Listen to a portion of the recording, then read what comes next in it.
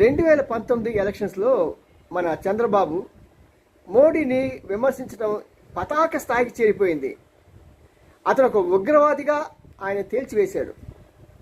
మరి అలాంటి ఆ ఉగ్రవాదిని మరి 2 రోజుల క్రితం తిరుపతిలో జరిగిన సభలో పొగిడిన విధానం చూస్తే అబ్బా, రాజకీయ నాయకులు ఇంత ఎక్స్ట్రీమిటీస్కి వెళ్ళిపోతారా, ఇంత యూటర్న్ తీసుకుంటారా? మరి అభిప్రాయంలో అంటే కొన్ని పాలసీ మేకర్స్లో మేకింగ్ ఇష్యూస్లో యూటర్న్ తీసుకోవచ్చు, కానీ ఏ నోటితో బాగా తిట్టి తిట్టి తిట్టి పోశారు, అదే నీటితో పొగిడి పొగిడి పొగిడి ఆ సభ మొత్తంలో చంద్రబాబు గురించి ఒక్క మాట కూడా మంచి మాట చెప్పలేదు. మోడీ జనసేన గురించి కూడా ఒక్క మాట చెప్పలేదు. ఎంతసేపు తన గురించి తను పొగుడుకున్నాడు.